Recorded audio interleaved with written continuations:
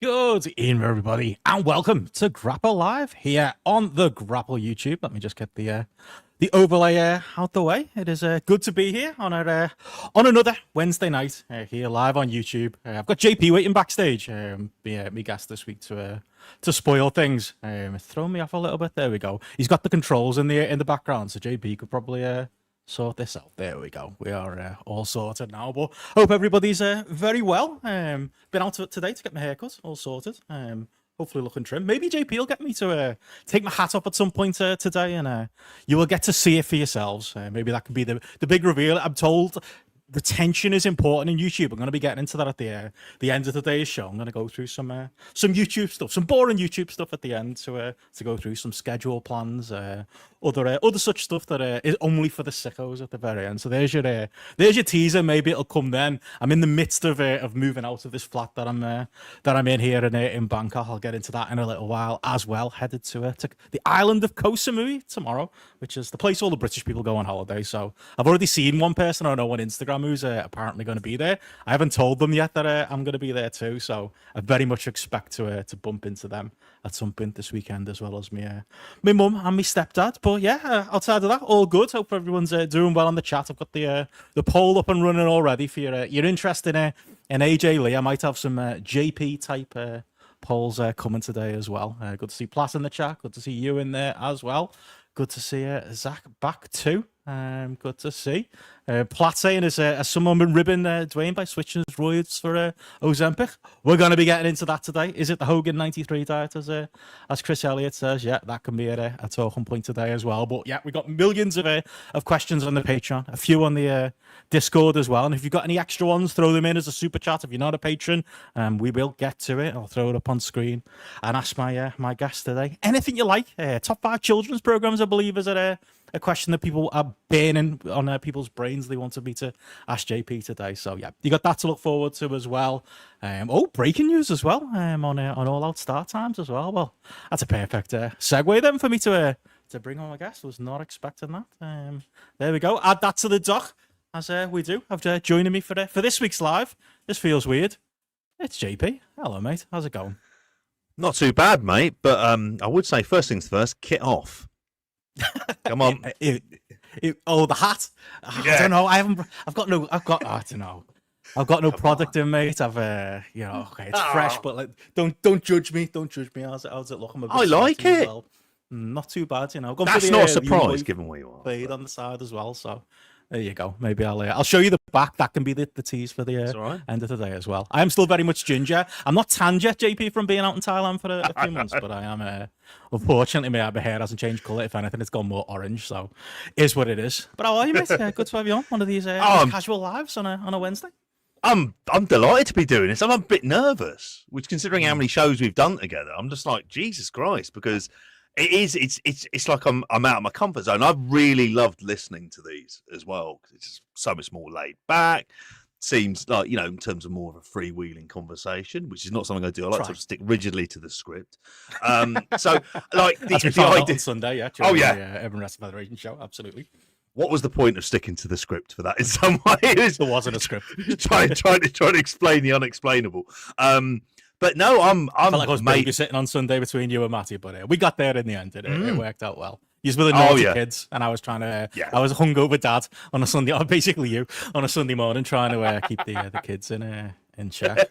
But yeah, that's how we do it. It's funny. I was gonna say only you'll understand. It's like doing these lives. Like, I'm enjoying doing them. It's boss to be able to chat with people on YouTube. Bring a bit of attention to the YouTube, which is, like I say, I'm gonna go through some of that at the end of the show as well. But I think it's podcaster brain, and that, like, I used to do. Remember when you did a couple as well? We did like the EWR/TW streams on Twitch. Yes, I remember when I was doing that during the pandemic. It took me like months just to get comfortable with silence, because I think as a podcaster, that's why you're one of the greatest podcasters of all time, JP. You're the greatest co-host of all time. I can always rely on you, because I always know if I run out of something to say, JP's gonna have something. JP's gonna jump in, and he's gonna have words to say. He's gonna have something on whatever the subject we've got. But when you're solo, it's like, because I'm a podcaster, I've still got that in my brain. It's like, there can't be silence. I can't stop. What if people tune off the stream? What if people click off because of the silence? And it's like, that's podcast, that's audio, I suppose. Whereas when you're streaming, it's normal, isn't it? I've watched other people do TW streams. I've watched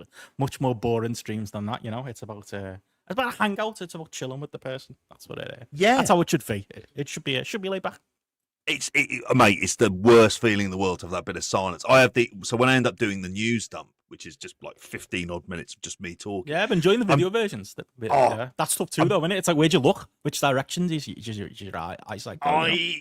I tend to find I just stare ahead and make sure that the tabs I need to go to. It's like almost just This is boring chat for people. Good point. Actually, I need to open my tabs. While you talk, I'll open the tabs. See, this is why you're here. Nice one, mate. Thank you. Exactly. There we go.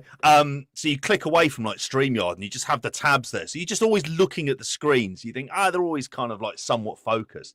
And then initially I started pausing them for the first like couple, pausing a little break. And then it was just like, oh, fuck it. Let's just go the whole way through. Sorry. I feel bad for swearing first up as well. Why am I apologising for that? I've sworn I've said deeply offensive things on here. Say it well, I mean, it's your YouTube channel too. You know, do whatever you want. Well, I mean, what the backdrop I was going to go today for one of Liverpool's fallen stars. You would like to say, and I thought I'm gonna think better of that and go with a more generic. These two having a ruck, basically. Instead, you know exactly the bloke. I mean, I'm scared to mention the name. I even found myself looking at artwork before jumping on. I've seen. I can't do it. Oh, sorry. I really thought it was even darker than that. You meant put a plaque. Okay, fair enough. I thought you were talking like Liverpool as in the football team, and that could have gone in a very different direction. I just thought you were trying to get your revenge on it. Oh, Matthew from talking about Liverpool winning the league on Spotlight on Tuesday. They bought it, haven't they, JP? You know. So money. I would say Jamie Carragher has a really annoying habit of talking about how much money other clubs have spent. Yeah, he is really. I'm assuming he fucking zips it from here on out as well. But actually, about that game, I won't go on for too long for obvious reasons. It's not something it was a really funny one. I'm not coming out of it like massively negative. I think the temptation was going to be like that. But my thought process is it wasn't a good game anyway. It was very much like kind of two sides cancelling each other out. And he scores a worldie of a free kick from 30 odd yards. We're hearing stuff about, is it the wall? Is it the kick? It's like, no, it's just a fucking brilliant free kick. Just accept it as that. And then it was just like, they won, but it's the third game of the season, so I'm not going to lose the shit. I would say for all of the talk about the pressure being on Arsenal, it's like, if you spend the guts of £500 million, the pressure's on you. The pressure isn't like, I would say that's the thing. It's like, this kind of has to work. And also from a very selfish fan FPL draft team perspective, I'm the one who's got Isak. So I needed him to Garrett's sign got him in the other league as well, hasn't he? Garrett's got him like got him in the championship. Yeah. Smart and good draft. And it was just like, okay, and I managed to get 2 wins out of the first 3. And then nearly inexplicably won the first game, and I was well out of the race in that. So I'm like, okay, I'd have taken that start, and then Isak starts from here. So, yeah, it would be interesting. Yeah, they have sold 300 million worth of play because they're arguably between them and Chelsea, they're the best selling clubs in the world. We just can't get money for our players. It's like people look at them and go, well, he's a pub player. Can't possibly spend money on him, but yeah. I know, bigger net spend. Here we go on here. Yeah, thank God for Mark Gahey. And I know he's another FPL loophole in there as well. I don't know. I can't really talk about it this year because I saw like that was going to be my joke that Matty's like going on about he's winning the league, Liverpool winning the league because he spent so much money. Arsenal aren't that far behind them. Everton aren't that far behind. Like they were at like the top 6. I was going to do a poll actually at some point during the show. Who's going to win the league this year? I might have Everton to the poll. Like so I don't know where we're going to find money for Grealish next year. That 50 million we have to sell. Have you seen what they're selling at Goodison? They're selling like the blue. I was going to say hot dogs, and that'd be interesting. Blue donuts, and they're going for like £7.50. And like that's literally the thing. All the Everton fans now are trying to have like a whip round. And like, if we just buy enough blue donuts, we might be able to afford Jack Grealish sometime next year. It might sort it all out in like the financial fair play measures. Because fuck knows how we're gonna like get ourselves back in the black or the red. Which one's the good one? The black. I don't know. The black. I haven't been in the black for a while, to be honest. So. Yeah, we could buy our way up, buy our way to 10th, and probably not as glorious. I'm quite bullish about Everton. I really am. Like, I think we were saying this before the season started. When it was like signed Dewsbury Hall, I was like, he's a really good player. And it's FPL, I'm just grabbing something. You keep talking. And then at the same time, I was thinking to myself, like, I was going through like a wild card of my teams. I wanted to do it before a lot of the price rises came in because I'm always playing because I've had a shocking start to the main game. Particularly last week, it was just I think I got half the points of what you did. You had a great week. And it was just like, nah, this is going week, bad. I lost by like a point to fucking Eddie. Eddie did the old guitar shot on me. He was the honky tonk man this week. Sorry, I was just turning the aircon on because it's fucking off here. But carry on. But I think you'll end up with Grealish. I think Grealish will end up going there. That feels to me like it's a good, like, it feels like a good fit. And he doesn't have to move house. It's all those boring practical reasons of just like, he doesn't have to go there. It's a new city for him to Burnley, fuck about in. Yeah. Not that far away. Easy drive. Yeah. Exactly. These modern conveniences are the important stuff. Yeah, Don saying there, 750 a donut, even less than 980 a pint at the O2. Yeah, apparently they were 350 during the friendlies, and then they were just like, "Fuck it, we'll be." And people were complaining about that, so they jacked it up to 750. People shocking. Allegedly, that's what we are. But I've got to say as well, like that, I'd realised the derby was coming up. That was going to be one of my talking points later. That the derby is on the day of All Out and WrestlePalooza. Fucking apparently now, like somebody just put in the chat before. I can't confirm it, but it's come up from FITEFUL. All Out's going to be an 8 p.m. UK start. That's going to be a fucking day, innit? Get on it early for the the derby. It is at 12:30 UK kickoff. Yeah, have a few pints, watch the game, get back for All Out, watch that, then put WrestlePalooza on afterwards, and then have 3 hours sleep and watch City Arsenal. I think on the Sunday as well. We're gonna have to figure that schedule. I don't know how that schedule's even gonna dealer's choice for us as well, JP. I don't know how that's even gonna work that weekend. Yeah, terrified. Like, fuck, didn't need an extra thing. All right, fair enough. Now there's two pay. They're already with two pay-per-views, but now it's two pay-per-view slots. Shit. Oh, God knows. But, I mean, I ended too. Well, there we go. My suggestion would be for you, get yourself on the bar with the time-lapse photography and just do the whole lot there. Like, the whole lot. Just go, right, I'm going to test your time-lapse photography. I'm going to sit in this seat, obviously with restroom breaks. We're not monsters. And then just do you think they put All Out on? Football, 3 o'clock, 5:30 game, All Out, and then WrestlePalooza, if you want to. Or just give up at WrestlePalooza. Just to chuck some stone cold middle fingers up there and go, fuck off, you lot, and then walk off. Like, that would I was saying this to Andy Ogden today. We were arranging something. We got him coming up as a guest on Benno and Handplay. I think I haven't competed in all this, JP. Like, as much as I'm looking forward to it, I'm going to see a bit of Chiang Mai in September. I'll be back in Bangkok in October. Clocks change in the UK, don't they, in October as well? And they don't change over here. That was something I found out once I got here. It's like, hang on, the clocks don't change. That's great. Oh, wait, fuck, does that mean I'm fucked in the winter? It means I'm fucked in the winter, JP. It's 7-hour time difference at that point. So what does that mean? That means WrestlePalooza starts my time, 8 a.m. on the Sunday. So literally full-on all-nighter, right into deal. Maybe we should do a 24-hour charity stream or something like that just to see if I can... I can survive it. Maybe that's the time. We've thrown that around before, do a Martin Bushby, get paid for it, or get a charity paid for it. Get Matty's walking charity for diabetes paid for it or something. Yeah, or something. Jesus. Yeah, Jesus Christ, mate. I mean, that would be a monster for that.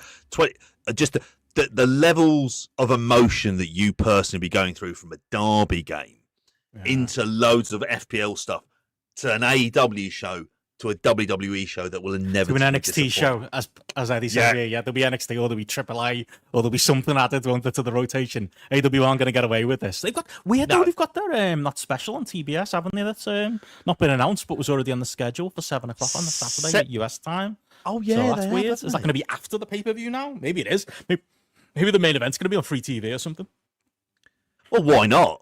Like, I mean, I hear the reasons for why AEW deserve to be taken out, and it's like, because they're a wrestling company and you can't have another wrestling company outside of a WWE affiliated one.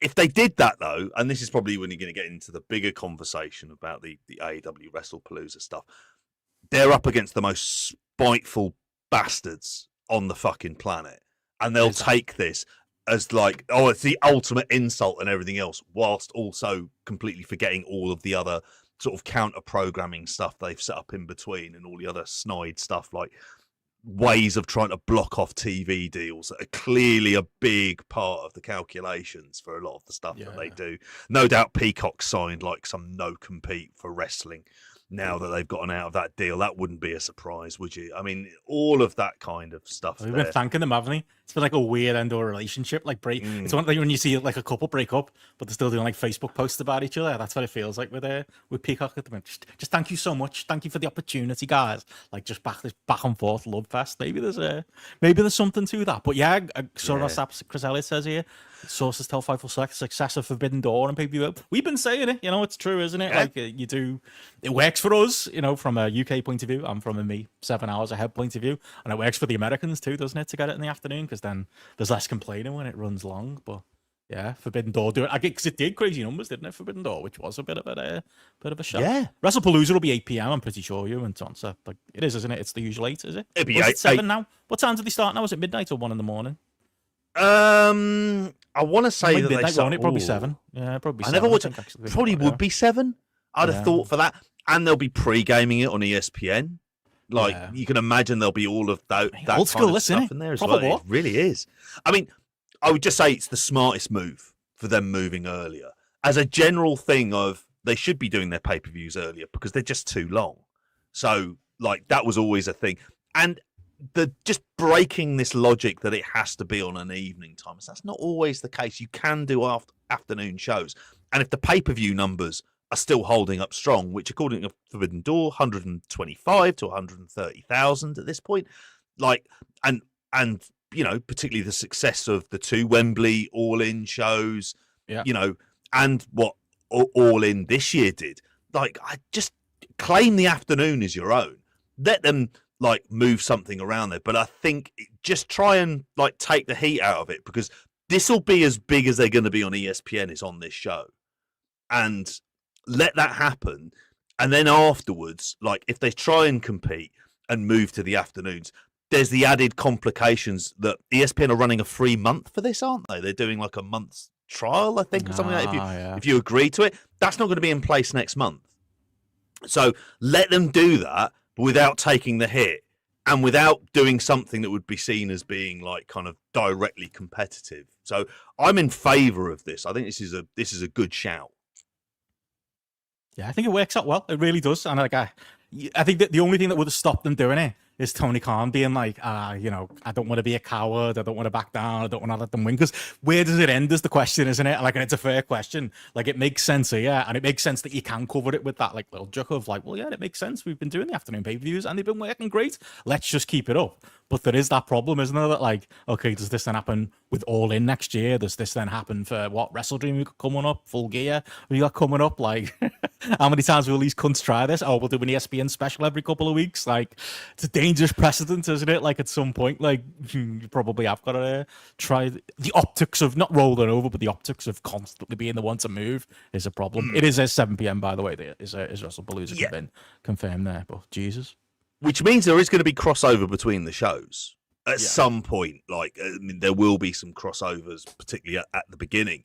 And given how much they're loading it, this is like, are they going to be able to load?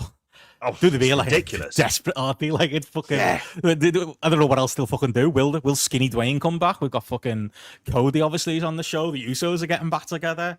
Biggest story of the week, obviously, AJ Lee is coming back, which we're going to talk about as well. But like, yeah, they're doing fucking everything they can, aren't they? They're putting every foot forward, because this means more than WrestleMania to Nick Khan. It feels like. I feel like, don't you think that like WrestlePalooza is clearly like a Nick Khan idea? I know it's going to come out at some point that like, because it's clearly the idea of somebody over the age of 50 and male of like, oh, Palooza, that's still a thing that people do.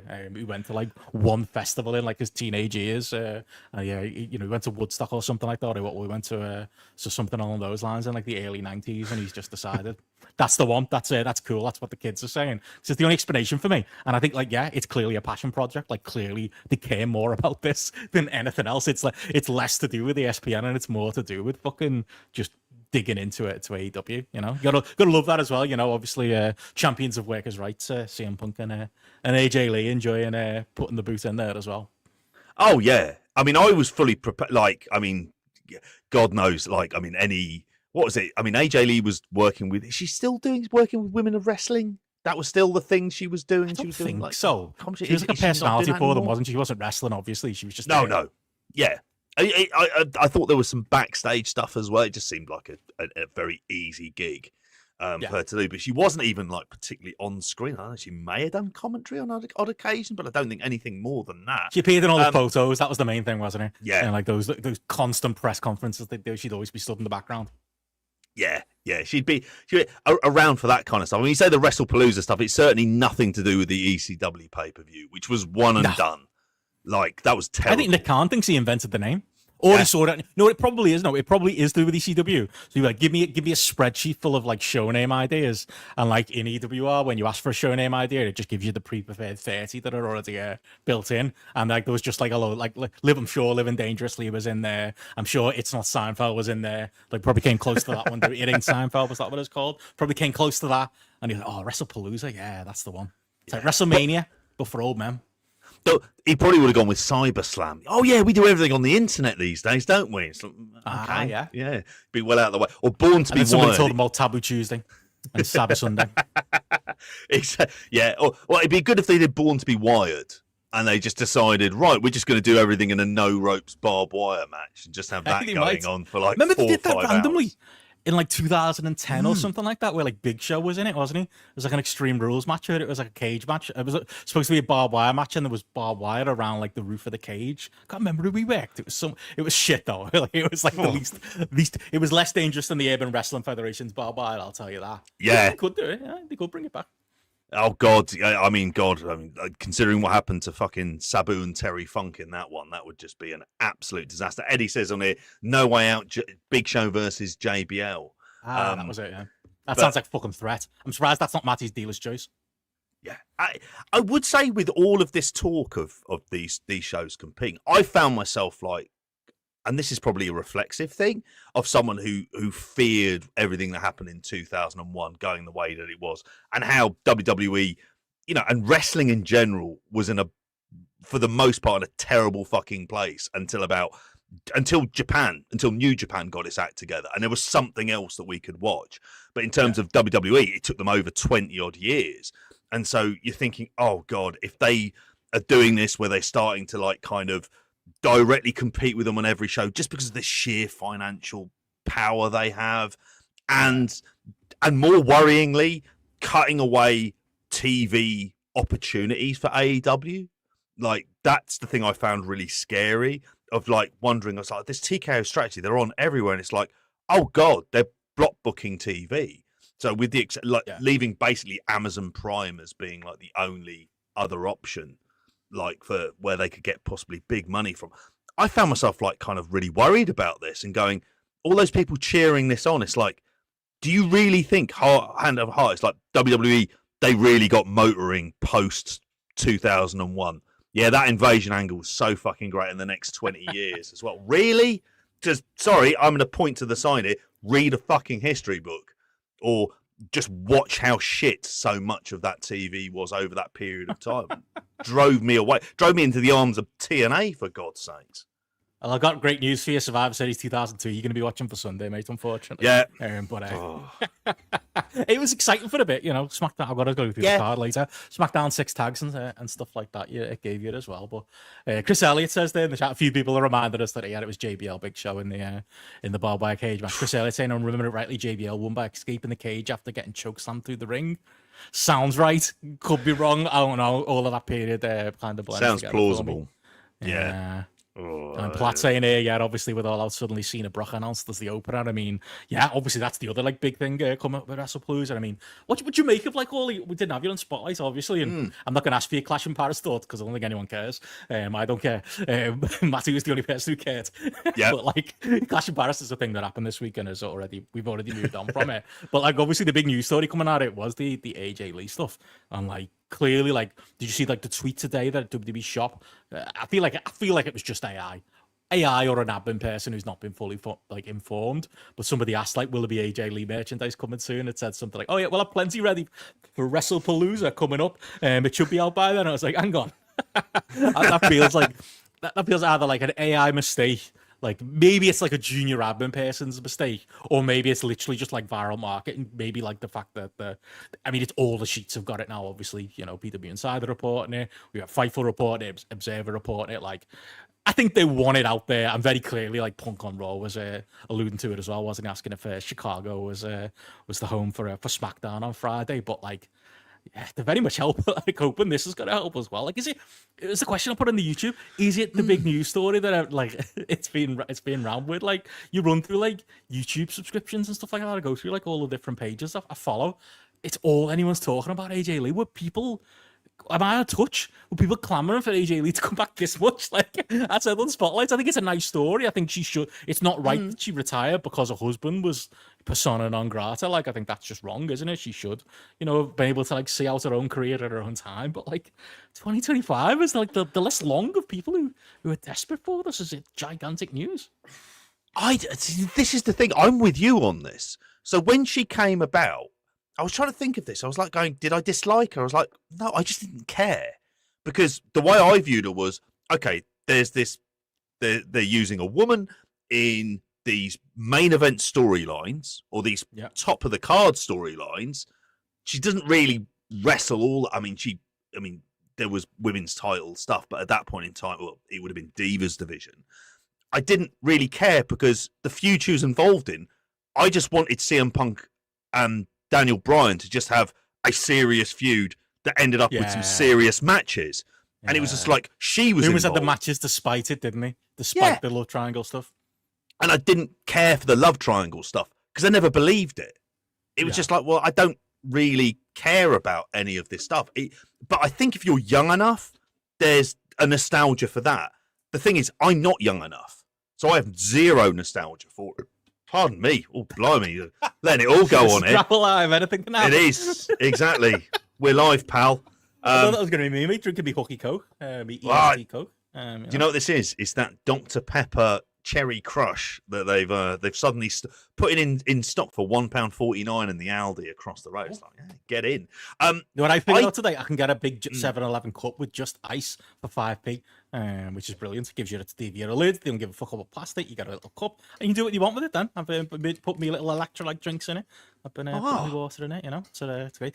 You can take. You're being the English person, MJP. You can put as much ice in it as you possibly can. So obviously, I'm filling it to the brim. I'm bringing the ice home because I've got to get me 5 pence worth. But yeah, thought it might be me today, mate. 5p. Stuff is wrong.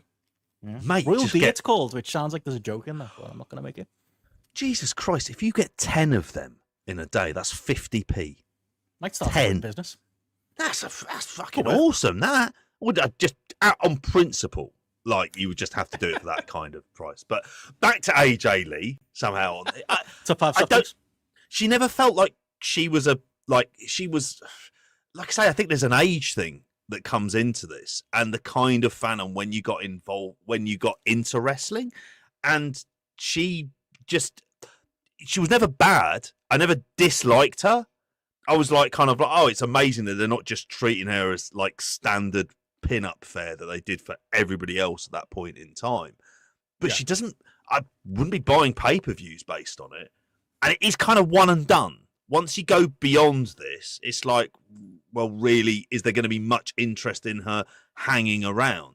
It just feels like, I saw Gareth make the comment on this. It's just like, yep, it's the desperation. You bring people back, and she's one of the people she brings back. But as soon as you do that, they all lose their luster. And it's like, well, who else is there outside of signing talent from AEW? Clearly. Yeah, they are. Yeah. They are running low on this. And so I don't think like she is like, I look at this and I just think, yeah, this isn't the deal maker that they think this is. I think they think it's going to be bigger. And I would say ignore what the live crowd do in Indianapolis because they'll just be popping for everything anyway. It's going to be a big moment in it, you know. It's like me, another moment.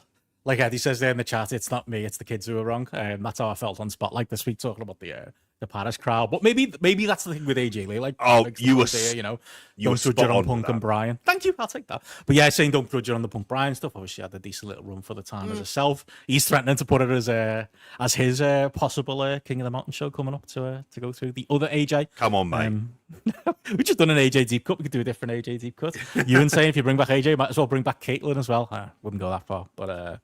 Yeah, maybe there's enough in there, and maybe it's worth it for the moment. And it's one of them, the old work is the new work, and they can act like it's a big deal, and therefore everyone will believe it's a big deal. Like, how many times did I say that about like when Punk first came back? You know me, I fucking love Punk, but it's not like he's been hitting home runs this entire like WWE run. But like, I think him having like that credibility from back in the day, but also the WWE machine telling their current generation of fans, no, this guy's a big deal. No, this guy's a big deal. Like within a few weeks, he was getting main event reactions that he wasn't necessarily getting in some of the small towns in that first month. People kind of forget. But I think if WWE treat it as such a big deal, people take it as one. And I think, yeah, a lot of that's going to be like TikTok accounts and Twitter accounts and Facebook accounts, like doing the propaganda for WWE. And the people who are genuinely excited about AJ Lee coming back, kind of their excitement bleeding into the people who don't even know who she is, but they'll pretend they know who she is now because they've seen like a 3-minute video of her and know that she's married to CM Punk, and that's all it takes now, you know.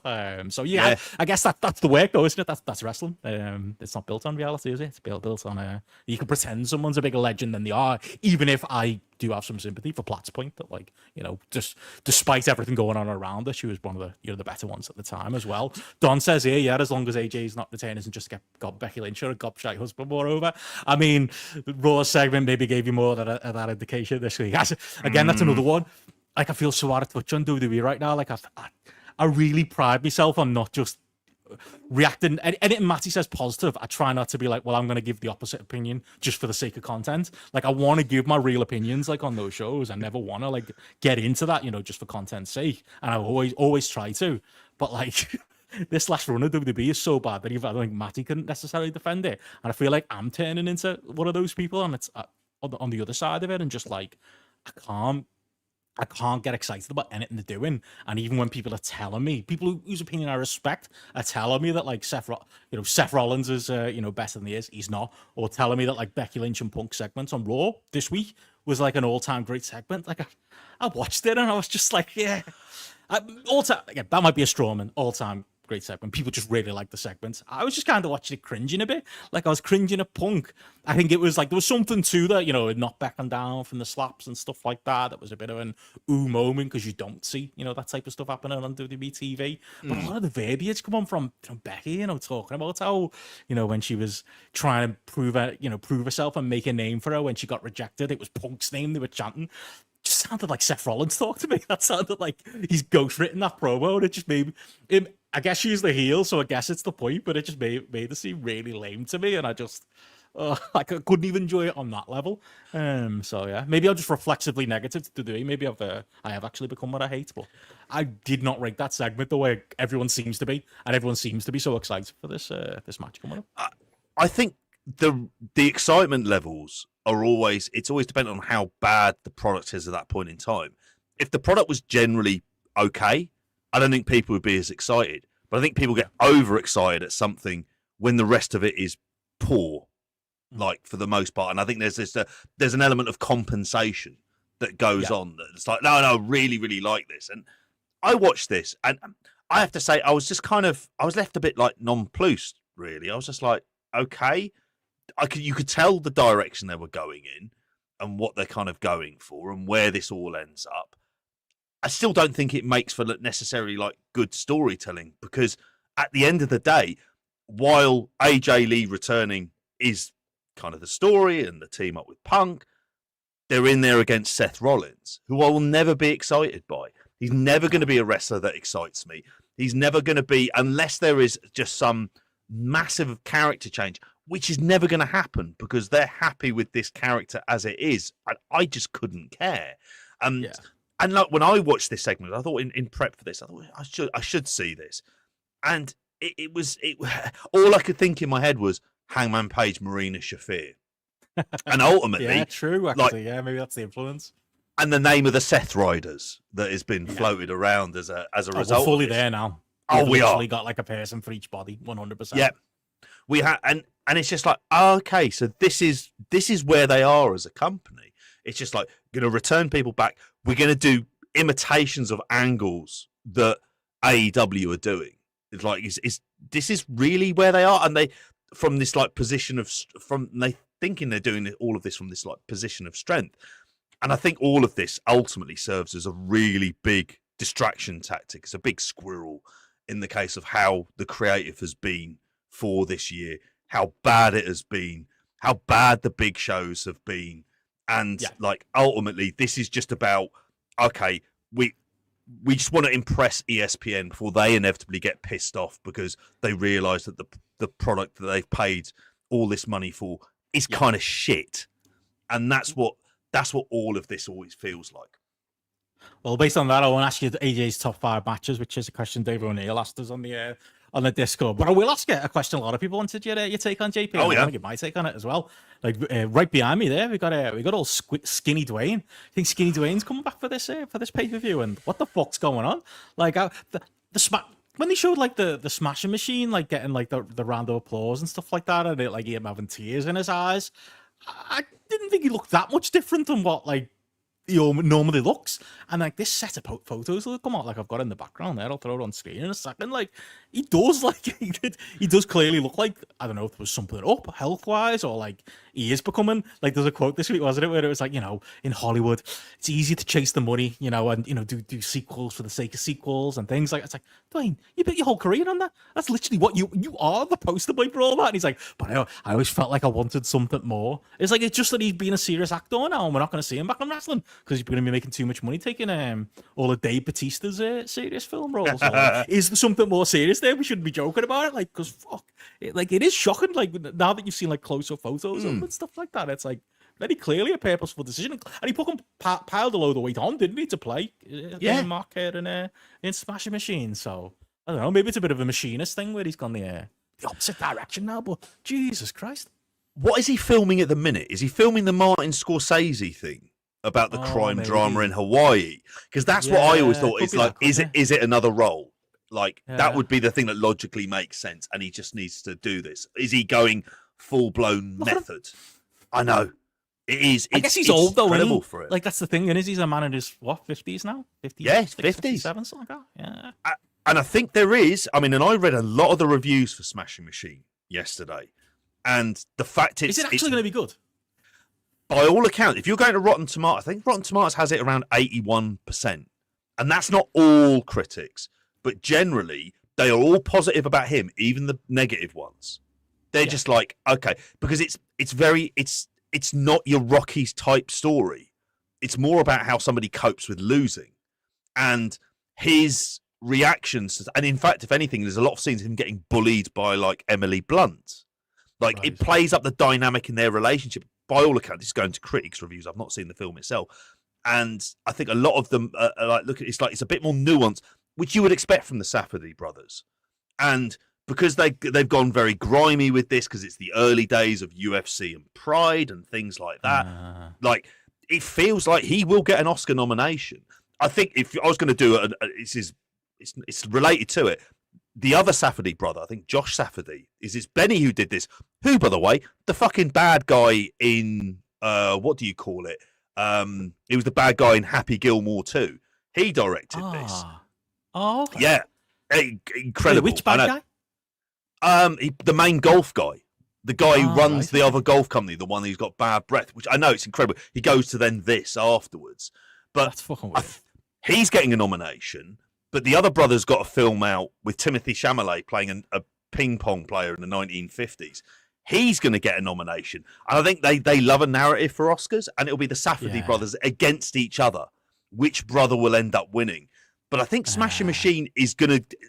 It may not be a big box office hit, and there's a lot of comparisons with The Wrestler from what I've seen on this in terms of how it treats the subject matter, the fact you've got a serious art house director, a New York art house director as well, in making this. I think it is going to do very well, and I think he's definitely turning up at WrestlePalooza, if for no other reason than he's going to want to be plugging the Smashing Machine. That's an easy thing for him to go on to. Won't it be like the early days of Dwayne though, like when he was early trying to be an actor, and he, like the last time, remember when he lost all that weight, like when he first broke into Hollywood, before he realized, oh, you know what, being, as the chat says there, franchise Viagra is probably the best thing I can do, and he put loads of muscle on into Fast Five and all that. Like when he was trying to break early on, he did it. He lost a lot of weight, and if anything, he distanced himself from WWE entirely. Like it was like, I don't want to be known as that guy. I want to be Dwayne. I don't want to be The Rock anymore. I actually think he's going to go maybe more in that direction. Maybe it means he's less likely to be around, and maybe that's why he's swerving Triple H at calls, and maybe that's why. Maybe they got one look at him. Maybe Paul Levesque FaceTimed him and saw like his what was it, neck like a stack of dimes. Is that what they said to Randy Orton? Yeah. That one time, and was just like, you know what, sod this. We're not waiting for you with the Cena heel turn. Fuck you to face now, John. We can't have you stood next to him. Maybe that's what happened there, because like I actually think it might go the other way. We might just literally never see him again until like some kind of Hall of Fame induction or something. I always think that the only thing is because he sits on the board of TKO. Oscar Dwayne. There are overseers. Yeah, there is always that. Yeah, there is always the overseers. He go so far away from it, can't he? He can only move away. And plus, Smash Machine, like you say, there's that tie-in, isn't it, obviously, with the material. Because it comes out maybe you could do UFC instead, though. You know, they're obviously tie-in too. We're making money hand over fist. What did they give out today? Double profits to shareholders today. Not to the writers, not to the wrestlers on the WWE side, but the shareholders are doing well. Maybe he could tie as always to that side. Yeah, Chris mentioned back to Southland Tales, Dwayne. That's very true. He is skinny in that, relatively speaing for him. He's still massive now. Let's just say I still like that more than used it. I didn't mind it. It wasn't one of the best shows we've done. No, I thought it was a mess, but we won't relitigate that one again. I mean, but I think with him, I mean, ultimately his play has always been in WWE of like, if he had his way, Brian Gewirtz would be running WWE creative. That would be the thing. I'm sure Gewirtz wouldn't be saying no to that as well. and there would be no Triple H, and I'd be absolutely fine with that as well. It probably wouldn't make me want to watch it anymore, but I'd be generally in the main all right with that. So yeah, I think he will pick and choose the times, and are those times going to be things where it's like going to be beneficial to Triple H? These are petty, spiteful people who are holding a grudge for well over 20 years. It wouldn't surprise if he just goes, yeah, do you know what? I'll hang off this week. And if it's anything that makes Triple H look worse, which is the big thing with WrestlePalooza in all of this, it's not going to be a good show. You can have returns. You can have some big stars on it. This is the same thing for Clash in Paris. They have people in there. You think, well, these are nominally big stars that we have. Doesn't make any difference if you're creative and your storylines going into these shows are at best weak. And that's the thing I think he knows as well. And it's just like, I can keep the pressure up on him. You wait until he can be the I'm goodie. hoping. He could swoop in and be like, okay, we got that knobhead out. Now it's me, it's my team in charge. Yeah, I'll totally see that happening. I was going to mention a couple of questions people had. They will go to the main questions in a minute. But on the obviously talking Oscars and talking serious actors, do you have any comment on other Oscar-winning actor Paul Walter House's performance this week against QC Marshall at ROH? Fucking hell. That was a JP match if I ever heard of one. Yeah. I think we found out together on air that existed, didn't we, on Weekend? Yeah. Incredible. Like, absolutely. I think I did see it when I copied and pasted. I thought, I'm assuming they're taking the piss. No, it was when I put it onto the doc, it was like, oh, it's real. Okay, is this a real thing? And then you had to check on the show. It's like, oh no, this is a real thing. It's like, oh, okay, because I still wasn't sure about it. I mean, I laughed a lot.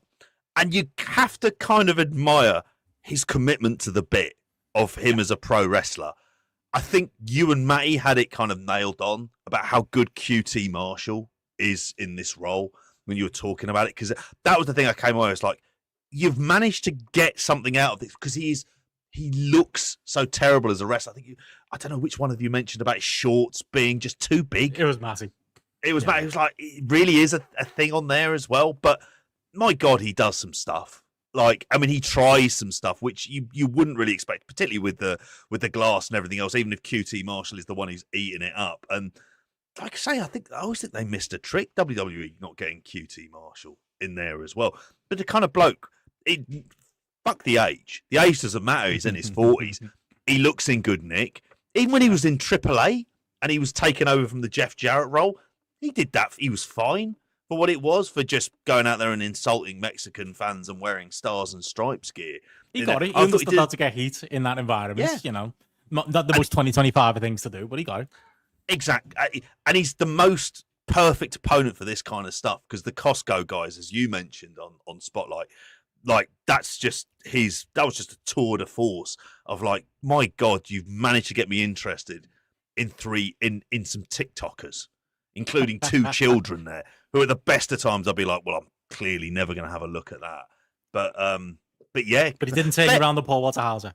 That's the line in the sand. It's as an actor, I think he's really good. It makes no sense. Why is he doing this shit on his weekends when he could just live in the lap of luxury rather than having to work an angle with? If I told you 10 years ago, oh, yeah, this guy nominated for Oscars, won Golden Globes, won Emmys. Yeah, he's gonna be wrestling. He's gonna be wrestling, and he'd be like, "Oh, okay, be up against a big star." No, QT Marshall. You'd be like, "What the fuck? What's happened here? What weird chain of events?" I still never understand the motivation. I get he really likes wrestling. You don't need to go to this extent. Like when he's worked all these matches in gyms, it's like, mate, I'm not sure that's the flex you think this is. It's like, it's more saying like you have too much time in your hands, which he shouldn't have because he has so many films being released all the time. It's mental. It's unbelievable. No, it is. I wasn't with the crowd, like kind of going, giving him respect. Was it you're a wrestler? The chance? He's fucking not. For all the reasons you just said there, but like I did think the man. I'd forgotten that QT has that in his locker. I'd forgotten I could do a bit of business with him. So I don't know. I'm glad you've maybe come around a little bit there. Maybe maybe it could be said. Can you give us a top 5 Paul Walter Hauser films? Ben says there in the chat. Oh my God! I mean, the problem is I haven't seen Richard Jewell. If you want to say general work that he's done, I'm going to put Blackbird at the top of the list. Yeah, I've still not seen her. I want to see it. Oh, it's really good. I mean, Taron Egerton just appears to do stuff on Apple TV and nowhere else. It is very good, and he's very good in it. The other ones, this is me struggling for stuff. That he's been in. Luckiest Fantastic Man in Four. America, Fantastic Four. He's good, even if he's only in it for a minimal amount of time. When I was Luckiest seeing Man that in the cinema in Vietnam, was that the one I was on my own for, or it was a Superman? I can't remember. But I remember sitting there in the corner of the cinema, like trying to take photos, sneakily so I could put them on the Discord of, I'm looking at Paul Walter Hauser on a gigantic screen while watching a film in Vietnam. This just doesn't feel right. People are probably looking at me going, why is he doing that? But I'm just a big Paul Walter Hauser fan. That's what it is.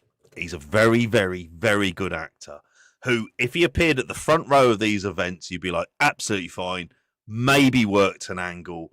I mean, what I would say is compared to, say, Travis Scott, I mean, like, and the amount of effort that fucker put in, like, this is like a world away for it. But I'm struggling because I've not watched Cobra Kai, which he's in. The last thing I saw him on was that Tim Robinson, I Think You Should Leave. And that's an appearance he makes for like a couple of minutes in one of the episodes in season 2. And I haven't seen Naked Gun, but I will watch Naked Gun. I'm more than up for watching on Netflix. Yeah. Though. I'm not watching it on cinema. I'll use my my Netflix account through my Amazon Fire Stick. Yeah, then I'll do that instead. Good plan. What else we got here? I was going to ask you about. I was going to ask you for my personal. You mentioned Travis Scott there. Is he in your top 5 rappers? And a couple of people wanted to know if you had any more takes. What was your album of the summer? Was it Offset? Was it Clips, or was it Ghostface Killer? Like, what was your? This is the problem. So the rappers I named in terms of Drew the Damager, Jurassic 5, that was riding around in mates' cars. Any albums that have come out, oh my god, for the last. Took notes of the names though. I was impressed by that. You knew people would say. Yeah. I mean, there's enough. Tyler the Creator's wacky enough in terms of like it's not conventional rap, and that kind of lo-fi rap that Jurassic Park would do for things like A Day at the Races and Jurassic 5. What did I say? Park. Jurassic Park, same thing. Dinosaurs rapping. I'd watch that. It's the most partridge you've ever been. It is the most partridge.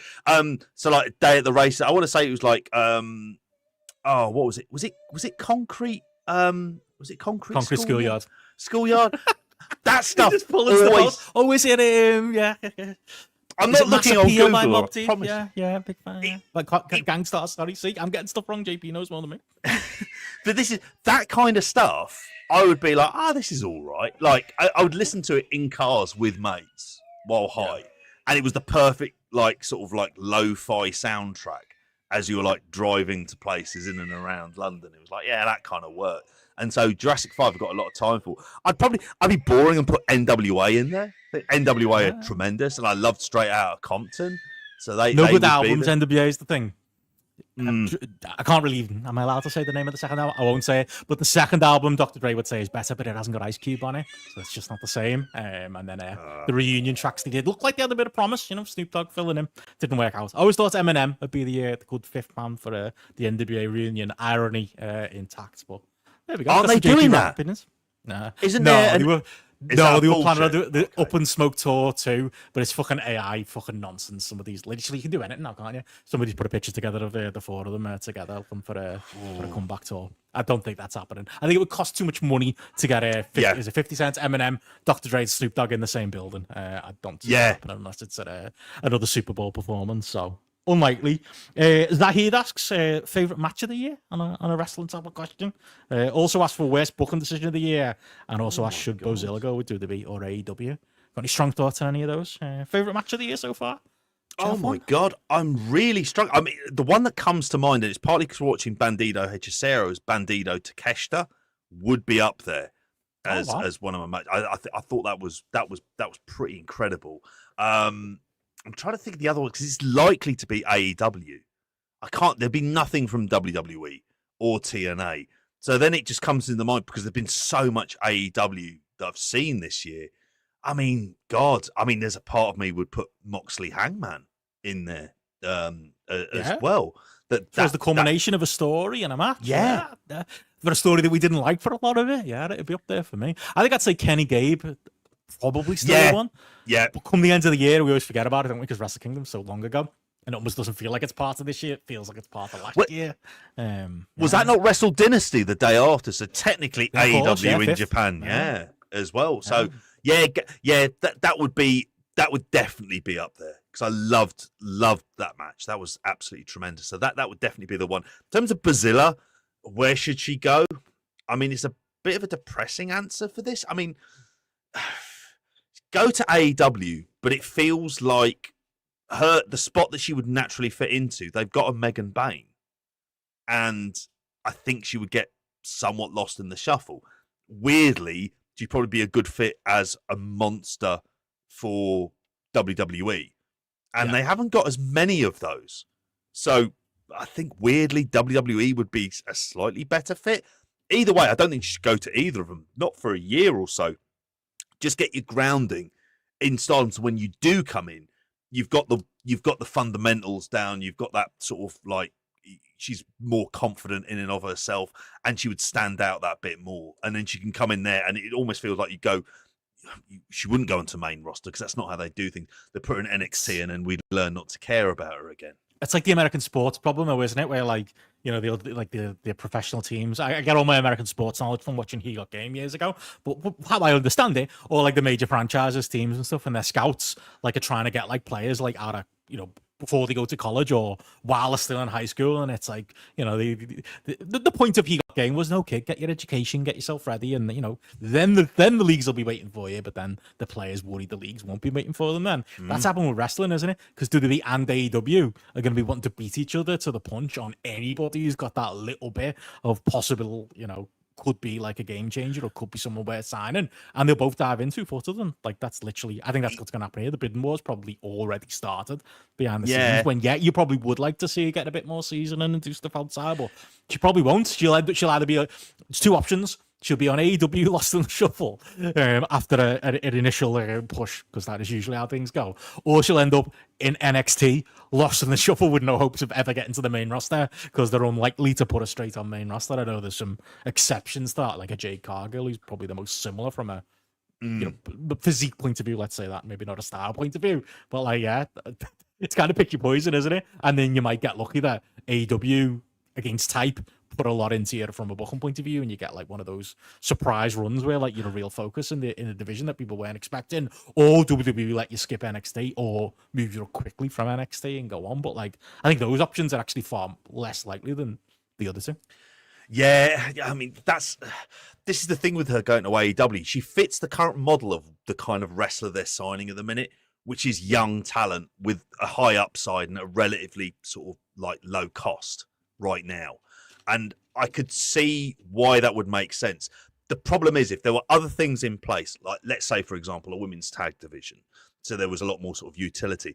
But the drum I've always banged for years for AEW is to do the thing that WWE have never done, which is just have an all-women's TV show. If you're able to kind of flog that, then she could be a big part of that. And then there would be this focus and this spotlight on her being there. As opposed to WWE, because WWE signed the woman from Australia, they call her Zarya there, and she's massive. When I've seen her in there, Twin Towers tag team. Yeah, that would be all right, but she's teaming up with Sol Ruka instead, who looks like she's about to kill someone in one of her overly performative moves. So yeah, I can't. I think depressingly WWE would sign, but you're right that there'll probably be a bidding war. Bruce Pritchard will have given a ring. It'll have happened already. I think a certain one PW legend will have had a sneaky vote. Has he got any connections to Bruce Pritchard? I'm trying to think. I don't think he probably does. Did you see that today, by the way? Bruce Pritchard was on, I haven't listened to it yet. He's on Cody's podcast. As somebody said on our chat, imagine the lies. Imagine the bullshit that's going. The only quotes I've seen so far are about like when Cody was jumping over from AEW, and apparently Cody said, and this might be bullshit from Cody, he went into that meeting presuming his plans were already made for the year, i.e. he was going to re-sign with AEW, and he was just taking the meeting as like a courtesy, and then walked out of it looking up to Uncle Bruce going, Bruce, what do you think I should do? And apparently Bruce turned to him and was like, you know what you should do, kid. And the rest was history. Two bullshit is bullshit. Lies. Podcast is gonna be Lies.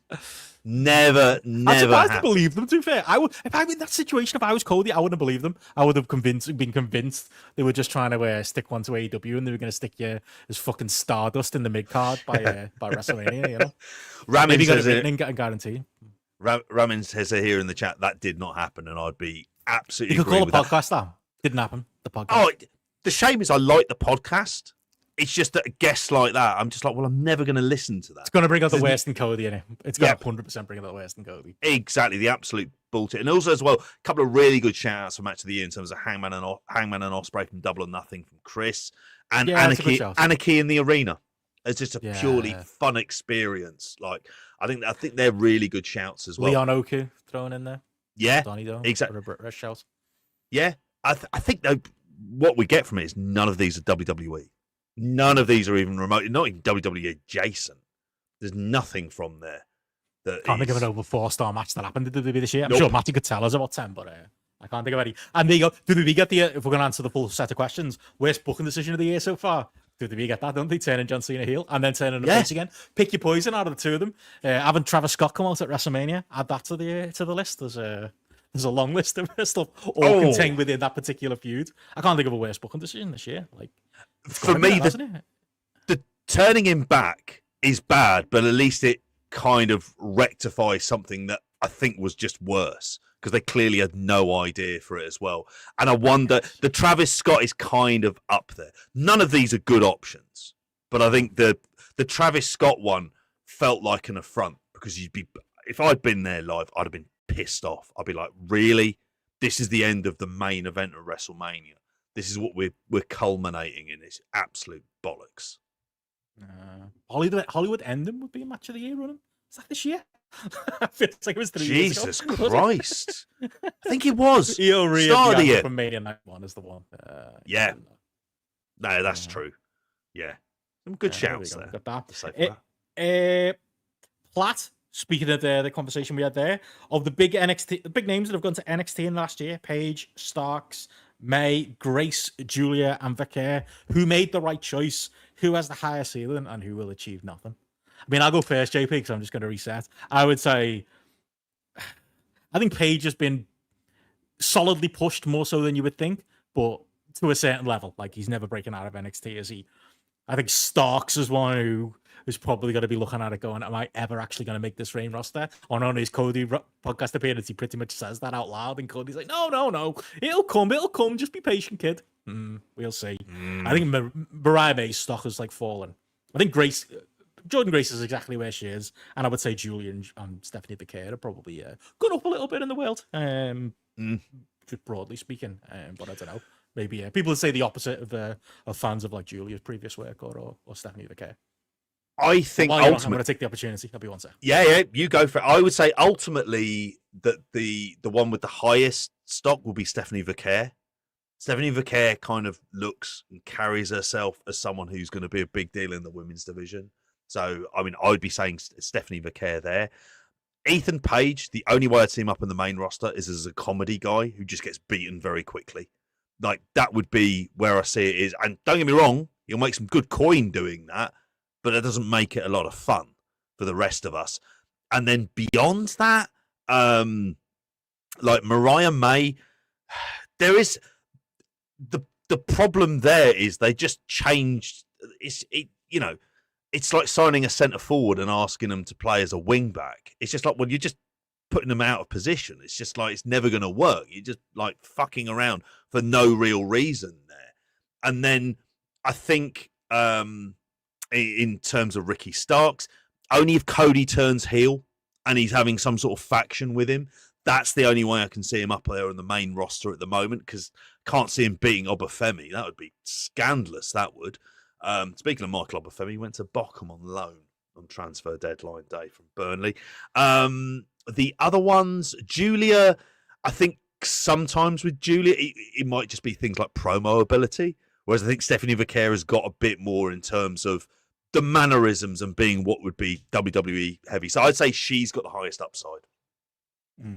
I think they both do. I think again they seem to like Stephanie more, don't they, for that reason. But I think I think they're both guaranteed stars. The rest of them, like I say, Ethan Page's run has gone better than I thought it would, but is this the level? Probably. It's probably fair to say. Yeah. Dave O'Neill asked top 5 AJ Lee matches, but we've I don't think we can answer that. For JP, you need to know if you've got TT Marshall versus Paul Walter Hauser. We've covered that. You, and here's a deep question, and I've seen people going back and forth on the Discord. Maybe you've got thoughts, JP. Do you think the Roman Gladiator fights were fixed? And if so, does that count as an early form of pro wrestling? I mean, that's a Ewan with an E question if I ever saw. I mean, if that's the case, then they're the earliest form of snuff movie, aren't they? Where people are willingly dying in front of an audience for money. If that's the case, I can't. Yeah, I can't see that being the case. For them being fixed. And we went to the Colosseum when we went to Rome, maybe a couple of years ago now, is when Vicky was pregnant with Charlie, which feels like, and I can hear the screaming going on outside there. It's like proper we're a world. Oh, is that in your house, or is that going on in the Roman Empire? Oh no, that's going on in the house at the minute, in there as well. It sounds like I live inside a horror film. It's Molly actually doing the screaming. She's got an incredibly high pitched scream, a terrifying sign of things to come. The other one, oh god, I completely. Well, somebody said that apparently, there's some stories out there about certain stuff that happened in the Roman Colosseum. Literally, there was a Montreal screw job at one point where somebody was supposed to win and they didn't, and it was the origins of pro wrestling are probably there. It's not something I've ever really thought about though. I mean, I assume from all the films we watched, it's all all a shoot. But is that the equivalent of in your favorite sitcom? As a wrestling episode, or Always Sunny had one where there was a Piper who turned up on it, and they always treat wrestling like it's a shoot fight. They always treat wrestling like it's real. Maybe that's what it is. We just over time we just accept it as real now. When that was always a work too. The old work is the new work is the old work. I was going to say this would be if you give two lads swords, problems will happen. Don't give those lads swords. Yeah, you're and it doesn't go according to plan. It's like you've kind of asked for trouble there, haven't you, fellas? You really have done there. And the closest I think I've tried to see to a wrestling word sort of fight in that regard was in June Part 2 when they drugged 3 Atreides lads to go out and fight Austin Butler as Fayed Wrath. And it nearly didn't work out all right, but it did make for entertainment for that crowd on Giddy Prime. Legita Negra, whose name I always feel like a butcher. So far this year, we have Benno in Bangkok, still here now for one more day. Joe in Japan and GRAPPL lads in London. What alliteration-based location podcast does JP have planned? What could we do? JP in Japan writes itself, but we've already done Japan. It's more likely to be JP in Jersey at some stage as well. John Paul in Nepal. Oh, I'd be well up Jonathan for that. Paul, to give you your full name. Is it Jonathan or is it just John? It's just John Paul. Just John Paul, no middle name. I'm going with Jonathan. That's your name. A Pope died, and there's a whole millions of Catholic kids who either have John, Paul, or both in their name. And it's just they often go by JP? I always remember that. When I first met you at the Electric Ballroom, I was like, "What's your name again?" You were like JP. I was like, "Did he say JP?" And then I was trying to get your Twitter to handle off you for about three different times of meeting you. JP 3 E's. Oh my god, that was a terrible idea. I don't understand social media. Mine was at 83NN0, so because I was late like that. JP in Jamaica. It could be. Yeah, I'm up for that as long as it doesn't end up and I did put it on the other day, Jafakin with Peter Andre, where this is what he does. He basically blacks up and pretends he's Jamaican. There as well, it is. It's a real film that exists. I've seen it. It's not good. And he's a co-producer. Goes like that too. Inexcusable. You and Cersei, John Paul in Poland. That sounds like something else. Again, that sounds like the other John Paul. But it could be, I think. Lemsip 4Ps, remember that? Oh my god. Then Joe was on. Joe was the first. Joe was the first content creator to go, fuck that, I'm not going on Twitter anymore. I don't care what's happening. And then every episode of the Spotlight was me and you catching him up on the latest drama. Good days. Paul asks if they were to make an Iron Claw type move for the Hart family, who would play each member and who would Paul Walter Hauser play? And we've already had several ringers come in and say he's fucking Jim the Anvil Neidhart. And he can't be anybody else. And I'm with that. Unless you've got other ideas. And he's also got a question about underrated wrestlers, but we can get to that in a minute. Iron Claw movie for the Hart family. Oh my god, this is a tough one for this. Who's playing Brett? Oh, who's playing Brett? I can't. Why did do you Nicolas know, Cage immediately come to my brain? Is it just because of the hair? No, it doesn't seem. Because I've seen him with hair. Sorry, like playing other roles where he puts like a wig on. Yeah, he'd be too old. No. I'd be. Who's the guy who plays the funny one from Thor, his brother? What's that guy called? Liam Hemsworth. Yeah, Chris Hemsworth. I'd be more up for that. Or whether they go down the smashing machine route of just having Ryan Bader as Mark Coleman. So you just get a wrestler in to do it and decide, has this guy got acting chops to be able to kind of carry this stuff? Can you play off? Stu Hart? You asked in the chat. You could do it. You could do it. You might be able to. I stretch people. I wouldn't stretch anyone, honestly. Matt Damon is Brett. Wasn't he going to play Hogan at one point? I don't know. Tom Hiddleston was who I was thinking of, Chris. Yeah. He'd be too old. Yeah. He'd just be. I think that's part of the issue for this. You're probably going with young guy. I'd say Paddy Pimblett as Owen Hart, but unfortunately his mouth would open and then it would all go to fucking pieces, wouldn't it? What's wrong with that? He looks like Owen Hart. You having to go with his accent? What's the issue with his accent, JP? I'm not convinced he's got the acting chops to pull on a perfect Calgary accent that would be required for the role. So unless Owen Hart said nothing or he just turned into a brilliant actor, I'd be stunned. Could be Pillman. Could pull that off. Yeah, he could do it for that. I mean, it's hard. I need serious thought about it. Maybe some wrestlers who get roles. Like, could Rock play himself? Probably not. I think even losing all this weight, I don't think he'd go back and play his old self. You see like an MJF getting a weird role. MJF be Pillman or something, wouldn't he? Or Brian Pillman Jr. There you go. You can be Pillman. You could probably pull the acting off on that. Probably better off doing that and just sending him to acting school. I did with Kneecap, and just went do 6 months of this, and then somehow they managed to sort of pull the roles off.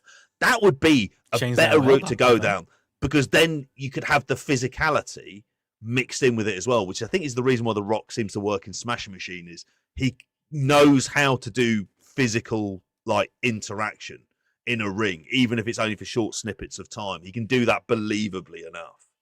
Yeah, could true. I'm trying to think if there's anybody else. Oh, they're the ones that I spring to mind, aren't they? Like most actors, I'm gonna go to like 80s, 90s actors, and I'm like probably too old to play any of these roles at this point. I don't know, like who's the hot young stuff that could be. It'd be like Andrew Garfield or be Brett or something like that. And he'd grow his hair out.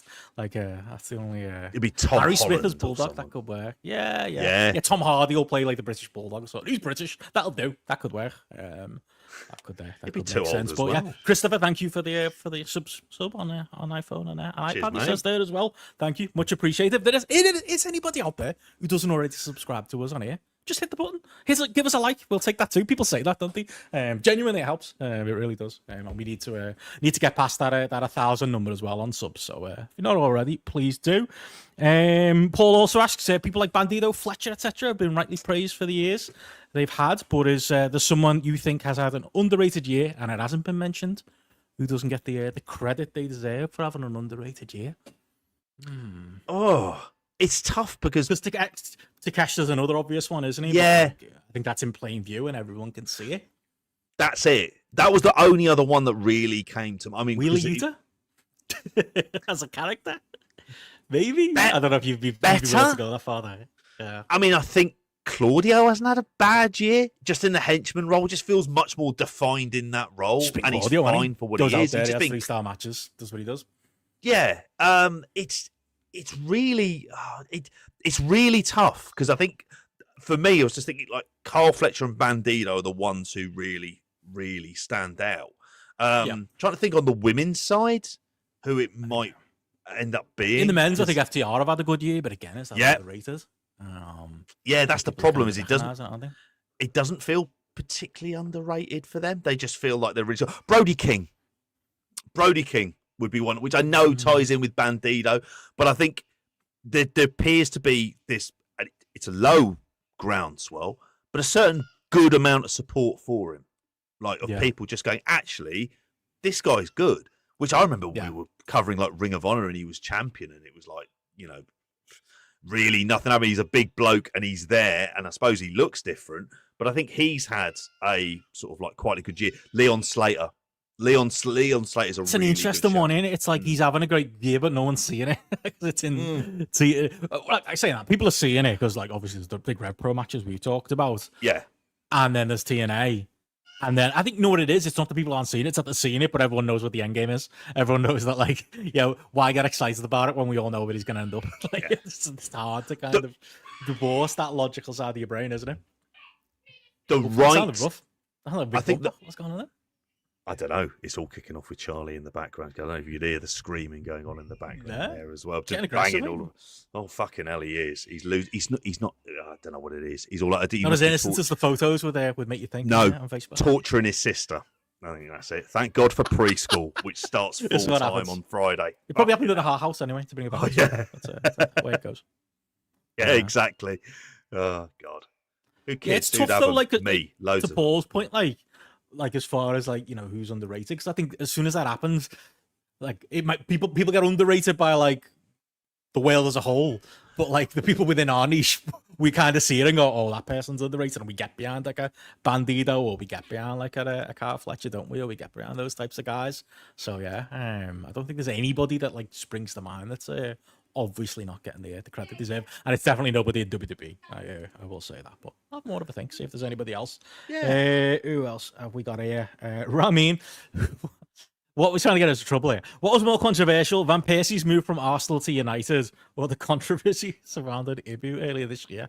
I think that's all gone away now. I think he learned. Oh yeah, and we've all moved on. I haven't moved on from Van Persie to Man U though. I'm still sure the right EKs around Van Persie as well.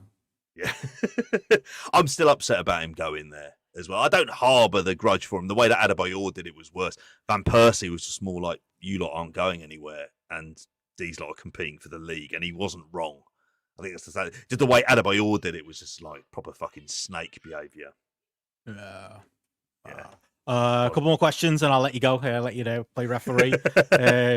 A couple specific to you, Chris Elliott, and maybe I'll answer some extra ones when you go. JP mentioned watching Peacemaker the other day. Definitely worth watching for those on the fence about it. Do you think there's any chance they can build a successful DCU without falling to the same traps Marvel has with the repetitiveness of the MCU? I'll just answer quickly. I think the moment has passed. When Dwayne was trying, that was another part when we talked about the Oscar conversation with Dwayne, when he was trying to like take over that and make Superman a thing and bring Henry Cavill back and all that stuff. Like that was a time where you could have saved it. I think all you can only hope to be the MCU. Like that's it. I think there's superhero fatigue. It's still out there as well. What DCU can do is just leave it for James Gunn to kind of sort it out and organise it. Be a bit quirkier, be a bit different. Yeah. I think Superman was a lot more fun than I expected to be. He's never a character I've kind of warmed to, and I think that was a smart ploy. Outside of that, I think try and make stuff that's different. So I know one of the guy who did Weapons has written a script called Henchman, which is about a standard henchman who finds out the real identity of Batman and manages to kidnap him. And you go, well, that's an interesting story. Do stuff like that. Don't bother with this, let's go and make like exactly the same stuff, and stay the fuck away from multiverse stuff, because that killed it, because there was no stakes. No one ever died. Everyone could come back. What's the point then? Why invest in stuff? And that's bigger part of the problem. But I think that's what DCU should be doing. And their big stock has always been in villains. Focus on that stuff and allow the guys in charge of it in James Gunn to carry on with that. Very true. Ryan asks a good one to end on JP. JP's favourite 5-1, and this was a controversial take this on the Discord.